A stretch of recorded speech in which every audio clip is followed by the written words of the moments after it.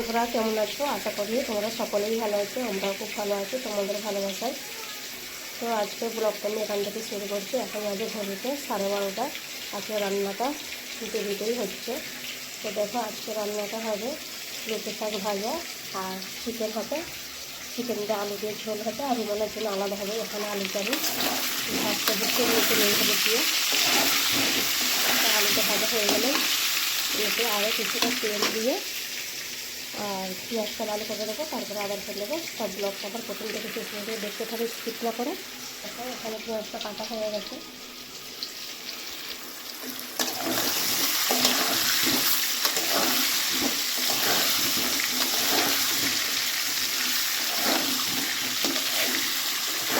মাংসের আলু ভাজার থেকে এর থেকে দুটো মিনিট সেটার জন্য রেখে দেবো আলাদা ঝোলের জন্য, আর আলাদা করে ভাজবো না, তার সাথে ভেজে নিচ্ছি। তো দেখো, এখানে মাংস বসানোর জন্য আমি আলাদা করে কড়া বসে নিচ্ছি আর আলুটা এদিকে হচ্ছে। আলুটা আর একটু লাল করে নেবো। আর তেলটা গরম হয়ে আসলে প্রথমে আমি 2-3টে তেজপাতা দিয়ে দেবো। দেখো, আর এলাচটা নেই, কিন্তু আদা রসুনের সাথে পেস্ট করা আছে এলাচ, আর গোটা এলাচ ফোড়ন দেবো, সেটা নেই, এই জন্য এটা দিয়ে দিচ্ছি।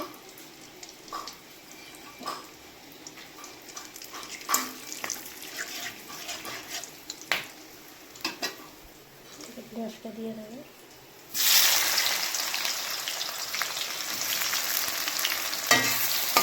পেঁয়াজটা হালকা লাল লাল হয়ে আসলে তারপরে আদা রসুনের পেস্টটা দিয়ে দেবো। দেখো, একদিকে আলু ভাজা হচ্ছে আর একদিকে মাংসের পেঁয়াজটা লাল করে নিচ্ছে। তারপর একটু বেশি হয়ে গেছে, ওই জন্য দুদিকে বসিয়ে দিয়েছি। আলুটা তুলে দিয়ে এই কড়াতে কিন্তু আমি শাকটা বসিয়ে দেবো। পেঁয়াজটা লাল হয়ে যাচ্ছে, এবার কিন্তু আমি আদা রসুনের পেস্টটা দিয়ে দেবো। আমাদের কিন্তু এই আদা রসুনের পেস্টটা কিন্তু আমাদের এলাচও রয়েছে, তার সঙ্গে এলাচি পেস্ট করে নিই।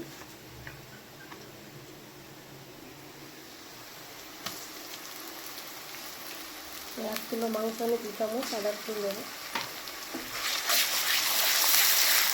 ভালো করে নিয়েছি, নাড়াচাড়া করে নেবো যাতে আদা রসুনের গন্ধটা থাকে তরকারি।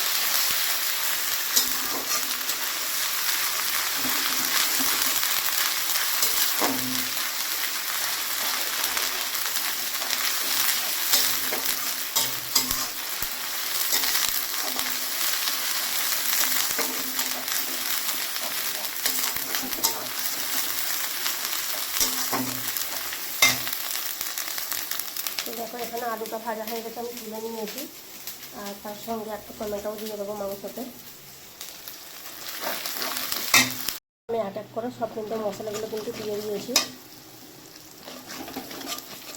এবার একটু ভালো করে নাড়াচাড়া করে নিয়ে সামান্য একটু পানি দিয়ে দেবো।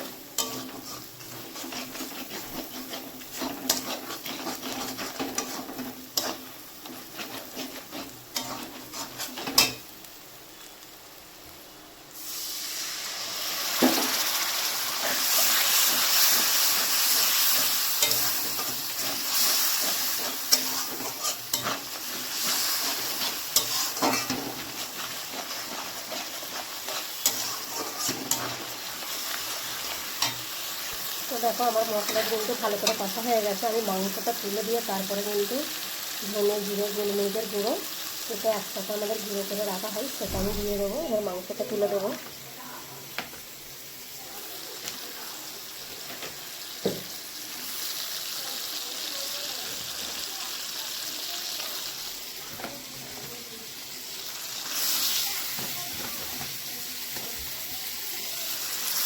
দেখো, মাংসটা তুলে দিয়ে একটু নাড়াচাড়া করে নিয়ে তারপরে আমি ধনে জিরে গোলমরিচের গুঁড়োটা দিয়ে দেবো।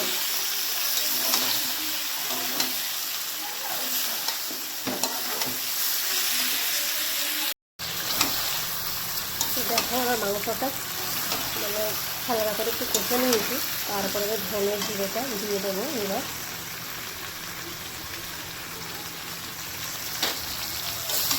এখানে টমেটোও দিয়ে দেবো। ভালো করে কিন্তু কষে নেবো। যত ভালো করে কষবে তত কিন্তু মাংসের গন্ধটা কিন্তু যায়।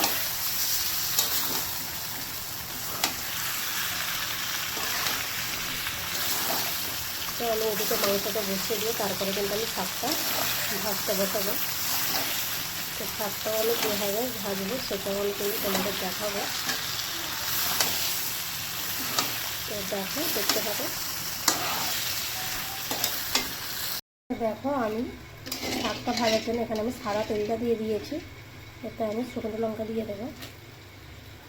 শুকনো লঙ্কাটা লাল হয়ে আসলে তারপর আমি পেঁয়াজটা দিয়ে দেবো।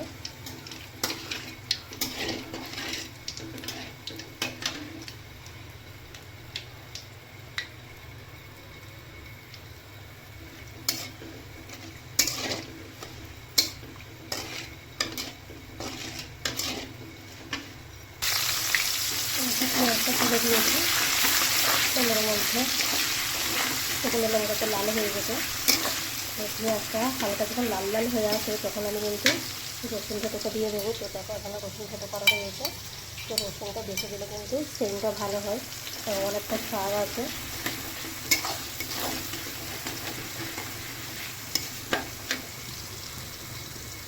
তো দেখি এইদিকে মাংসটা কত কী হলো। আমি হালকা করে পানি দিয়ে কিন্তু আমি ঢাকা দিয়ে রেখে দিয়েছিলাম যাতে সেদ্ধটা ভালো হয়।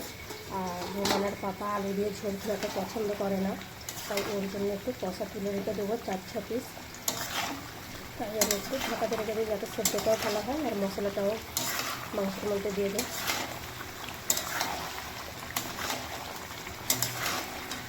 তো তোমরা কে আমার মতন এইভাবে মাংস বাড়িতে বানায় আমাকে অবশ্যই কমেন্ট করে জানাবে। তো দেখো মাংসটা কিন্তু এখন আমার কষা হয়নি, কারণ তেল ছাড়েনি। যখন তেল ছেড়ে আসবে তখনই জানি যে আমার মাংস কষাটা হয়ে গেছে।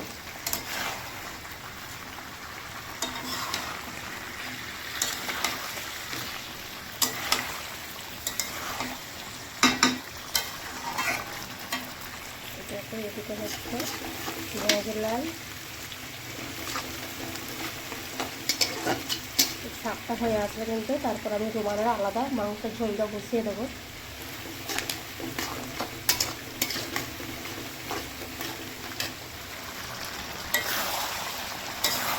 রুমালাটা খাওয়াতে একটু দেরি হয়ে গেছে, কারণ ওকে খাওয়াতে খুবই সময় লাগে। ধীরে ধীরে খাই, খেতে চায় এরা, জোর করে একটু সময় ধরেই খাওয়াই, না খাওয়ালে ও একদমই খেতে চাইবে না।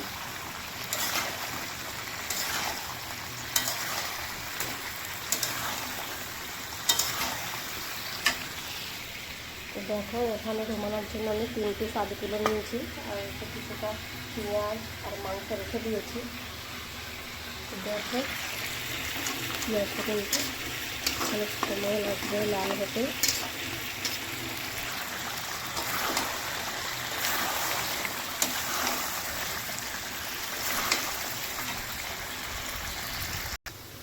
তো দেখো পেঁয়াজটা লাল হয়ে আসতে আমি কিন্তু রসুনটাও তুলে দিয়েছি। রসুনটা লাল হয়ে আসলে তারপরে কিন্তু আমি শাকটা তুলে দেবো।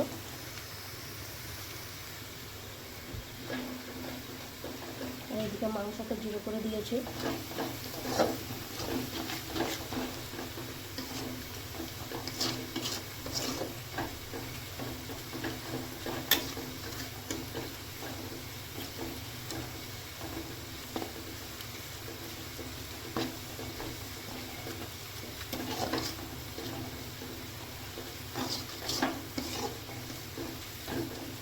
গ্যাসটা জিরো করে দেবো একটু হালকা করে। লাল হয়ে গেছে, এবার আমি শাকটা তুলে দেবো।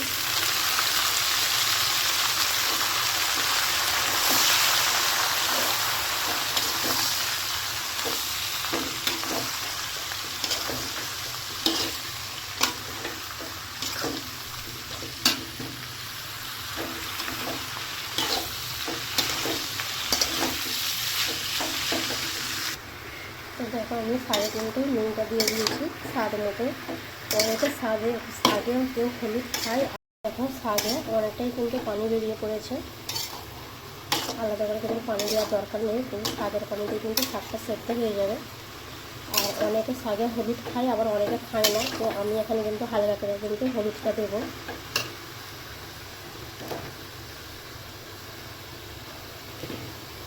তো দেখো আমি হালকা করে একদম হলুদ দিয়েছি, 7 চামচেরও কম। এবার একটু ভালো করে নাড়াচাড়া করে নিয়ে একটু ঢাকা দিয়ে দেবো, কারণ এই শাকের যে ডাঁটিগুলো আছে ওইগুলো আবার সেদ্ধ হবে না, কিন্তু শাক সেদ্ধ হয়ে যাবে। এখানে মাংসটা হয়ে গেছে। আর এখানে শাকে দেখো কতটা পরিমাণে পানিটা বেরিয়েছে, এই পানিটা মেরে দেয় কিন্তু শাকটা হয়ে যাবে। আর এখানে আমি কিছুটা মাংস কষা তুলে নিয়েছি।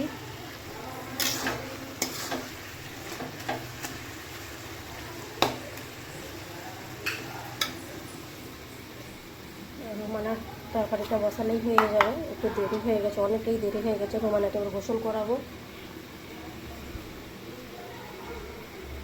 আর আমি চিকেনটা বানিয়ে নিয়েছি, ঝোল করে আলাদা কাটি ঢেলে রেখে দিয়েছি। আর এখানে আমাদের ঝোল রয়েছে, হয়ে গেছে। তো আমার এই ভিডিওটি যদি ভালো লেগে থাকে লাইক শেয়ার কমেন্ট করবে, আর আমার চ্যানেলটাকে সাবস্ক্রাইব করবে। এখানেই শেষ করছি। সুস্থ থেকো, ভালো থেকো, সবাইকে ভালো রেখো। আল্লাহ হাফেজ।